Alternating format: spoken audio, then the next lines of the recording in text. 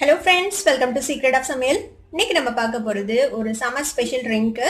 இது வந்துட்டு grape fish இல்லனா கிரேப் சோடா. செம ரெஃப்ரெஷிங்கான ஒரு ட்ரிங்க் இது.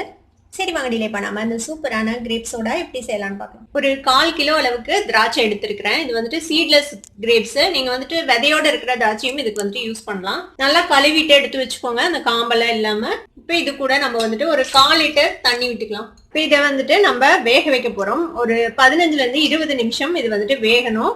இது நல்லா வேகட்டும், அது வரைக்கும் நம்ம வெயிட் பண்ணலாம். பாருங்க, பாயில் ஆக ஆரம்பிக்குது. கொஞ்சம் கொஞ்சமா கலர் வந்துட்டு சேஞ்ச் ஆக ஆரம்பிக்குது திராட்சை. இது இப்படியே கொதிக்கட்டும். இப்ப நல்லா கொதி வருது. இப்ப என்ன செய்யலாம்னா நம்ம இதுல ஒரு 1/2 கப் அளவுக்கு சர்க்கரை சேர்த்திக்கலாம். சர்க்கரையும் சேர்த்தி சர்க்கரையோட சேர்ந்து இது வந்துட்டு வேகட்டும். ஒரு 20 நிமிஷம் நல்லா வேக வரைக்கும் கொதிக்க விட்டுடலாம். இப்போ ஒரு 20 நிமிஷம் பக்கமா வெந்திருக்கு. இப்போ நம்ம அடுப்பை ஆஃப் பண்ணிடலாம். இது பார்த்தீங்கன்னா தெரியும், பாருங்க இந்த திராட்சையோட கலர் வந்து இந்த தண்ணியில எப்படி இறங்கி இருக்குதுன்ட்டு. நல்லா அழகான கலர். உங்களுக்கு இந்த லைட்ல அவ்வளோ கரெக்டாக தெரியுதான்னு தெரியல. நல்ல பியூட்டிஃபுல்லான ஒரு கலர்ல இருக்குது, ஒரு பர்பிள் கலர்ல.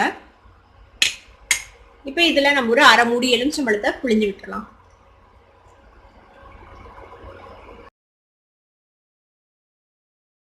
இப்போ இது இப்படியே ஆறட்டும். ஆற வரைக்கும் நம்ம வெயிட் பண்ணலாம். இப்போ நல்லா ஆறிடுச்சு பாருங்க. இப்போ இந்த திராட்சையை நம்ம வந்துட்டு லைட்டா மசிச்சு விடணும். இப்போ இந்த மாதிரி ஒரு மேஷரோ இல்லைன்னா ஒரு மத்து இல்லைன்னா கரண்டி வச்சு நல்லா இப்படி வந்துட்டு மேஷ் பண்ணி விடுங்க. நல்லா மேஷ் பண்ணி விட்டாச்சு.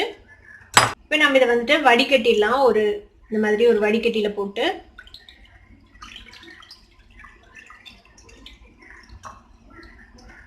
நல்லா இந்த மாதிரி கரண்டியில் அழுத்தி அழுத்தி அந்த பழத்தில் இருக்கிற அந்த ஜூஸ்லாம் கீழே இறங்குற மாதிரி நல்லா மேஷ் பண்ணி விட்டுடலாம்.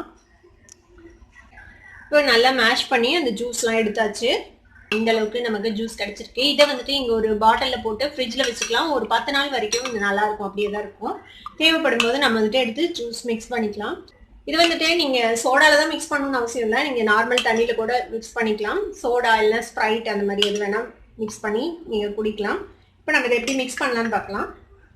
இப்போ இந்த மாதிரி ஒரு கிளாஸ் எடுத்துக்கோங்க. இதில் வந்துட்டு நம்ம ஐஸ் கியூப்ஸ் போட்டுக்கலாம்.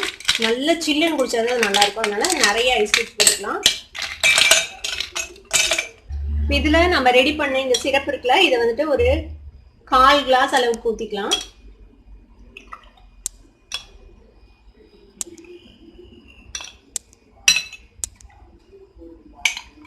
நான் இன்னைக்கு வந்துட்டு சோடா ஊத்த போறேன். நீங்க வந்துட்டு ஸ்ப்ரைட் ஊத்தலாம் அதுக்கு பதிலா, இல்ல நார்மல் வாட்டர் கூட சில் தண்ணி கூட ஊத்திக்கலாம்.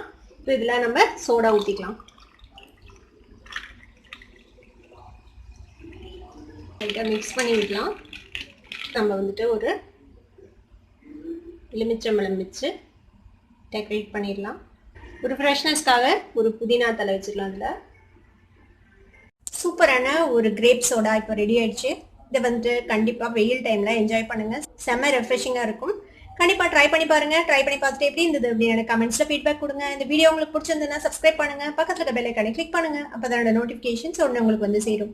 லைக் பண்ணுங்கள், ஷேர் பண்ணுங்கள். தேங்க்யூ ஃபார் வாட்சிங் this video viewers. Bye bye.